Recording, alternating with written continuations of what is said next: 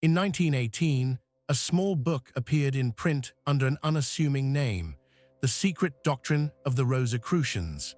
It carried no warnings, no claims of miracles, and no promises of salvation. Yet for those who read between the lines, it offered something far more dangerous, a method.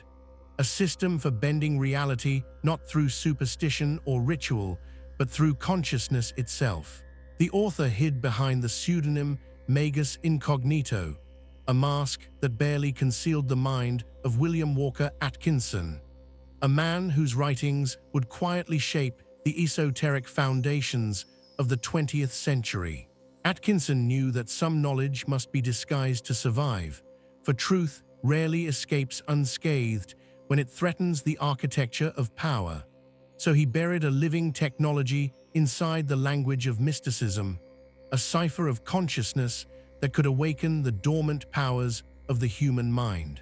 The manuscript begins with a disarmingly simple idea that reality is not a fixed stage upon which life unfolds, but a living mirror of mental vibration.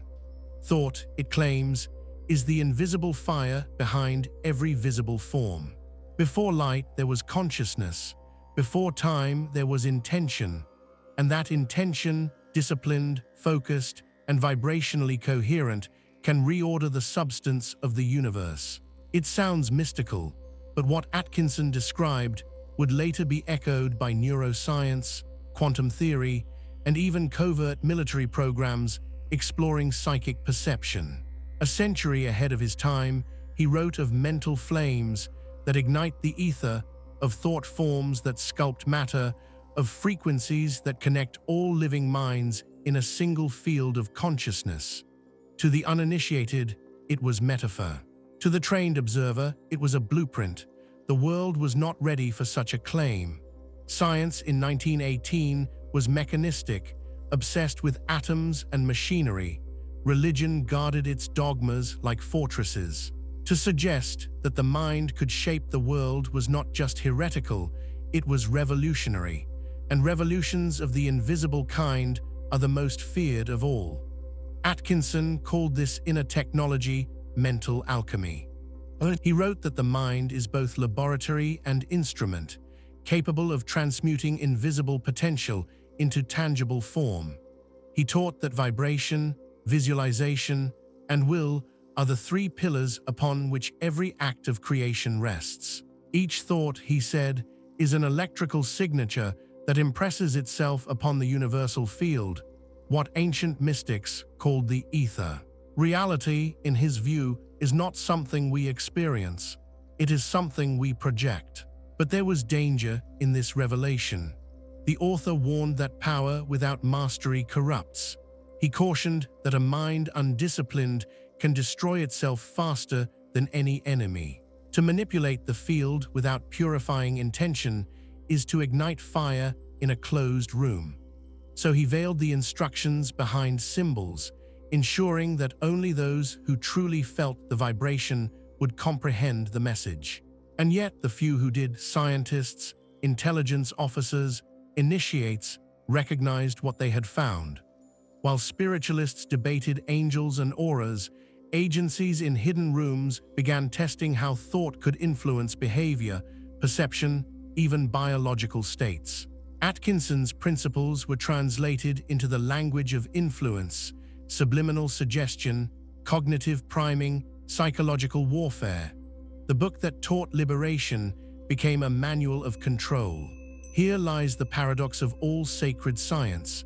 What can free can also enslave. The mind that bends reality for harmony can bend it for domination. Every vibration is neutral until programmed by intent. As the decades passed, the book was quietly erased. It was not banned, only buried, removed from catalogs, omitted from curricula, dismissed as pseudoscience. And yet, its echoes persisted. In advertising, its logic reappeared as persuasion theory.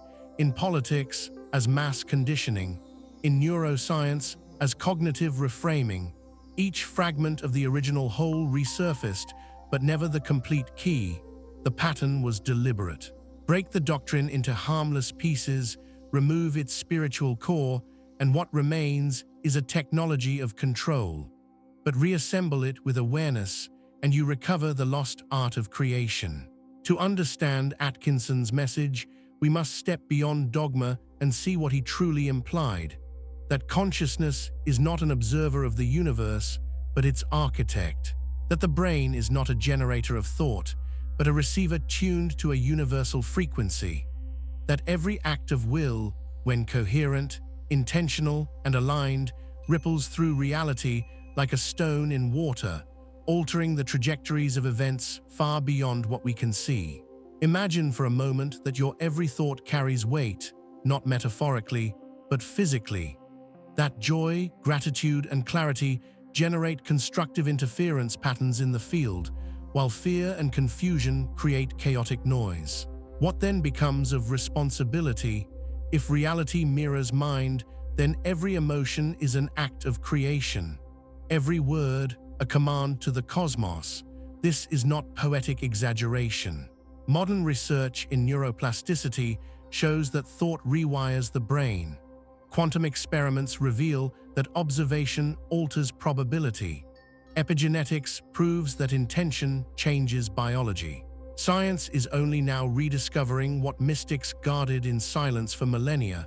The mind is the interface between the infinite and the material. But the book went further.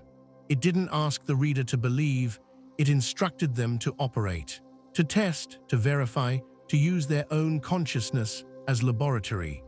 It described breathing techniques to generate magnetic currents in the nervous system, visualization exercises to stabilize thought forms, and vibrational alignments to synchronize personal frequency with the cosmos. Each act of will, precisely focused, was said to shape etheric substance, the blueprint behind matter. Today, we might call this field the quantum vacuum or the zero-point field. Atkinson called it the unmanifest. Different words, same mystery, and his warning remains timeless. Those who manipulate this field without ethical foundation collapse under their own resonance. For the universe is not a machine to be hacked. It is a consciousness that mirrors intention. So the manuscript became both a mirror and a test. For the inattentive, it reads as harmless mysticism. For the awake, it becomes an initiation. Knowledge that adjusts to the reader's state of awareness, revealing only what the mind can handle. In this way, the book is alive. It is not meant to be taught, but remembered. Its power unfolds only when you stop searching for external proof and begin to observe your own thoughts, shaping the probabilities around you.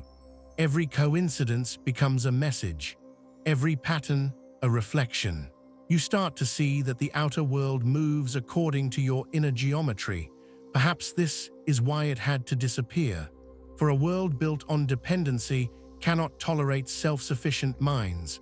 Religion needs believers. Governments need followers. Markets need consumers. But a human being who understands that reality bends to consciousness is beyond control. They cannot be bribed by fear or seduced by promises. They live from within outward, sovereign, responsible, awake.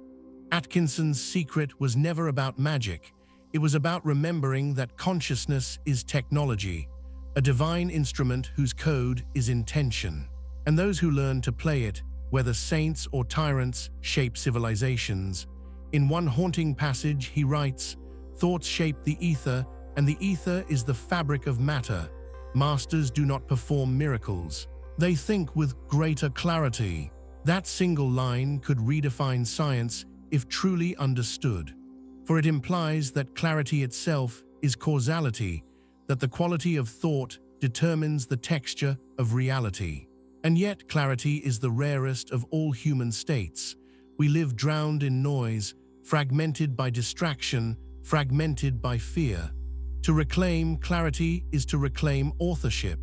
That was the Rosicrucian promise and the heresy. To become the writer of one's destiny, not a character in someone else's script. History shows what happens when such power circulates freely.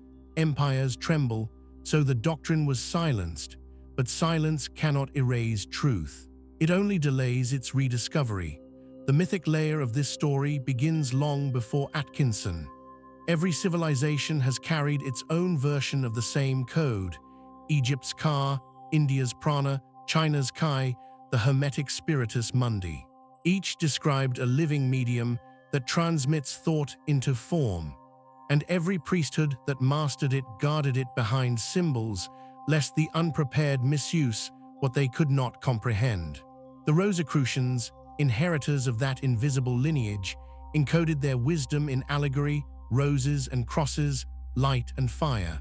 But within that poetry was physics, the understanding that vibration organizes matter, that love is not emotion but coherence, and that consciousness is the only true element from which all others derive. Atkinson stripped away the symbols and wrote it plainly. That was his crime and his gift. He turned the temple inside out. He declared that the altar is the mind, the priest is attention, and the sacrament is intention. He erased intermediaries and said, "You are the operator." No ritual, no master, no doctrine, only frequency, focus, and ethical will.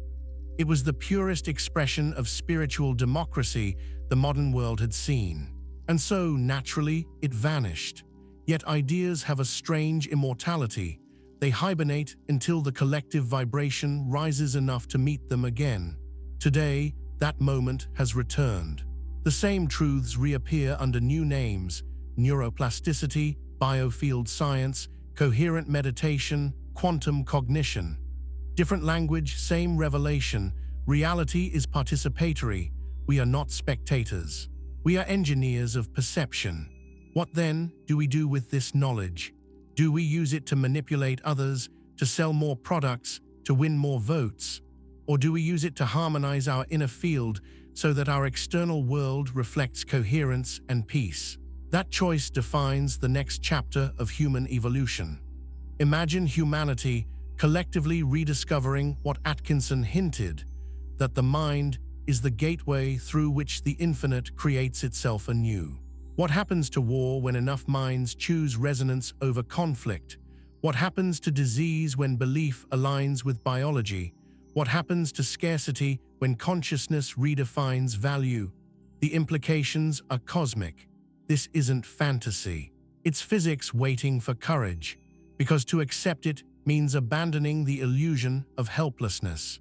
It means confronting the uncomfortable truth that we are the authors of every system we condemn. And that liberation begins not with rebellion, but with self-mastery. The forgotten doctrine whispers a single message beneath all its diagrams and warnings: as within, so without. Master the vibration within, and the world will reorganize accordingly.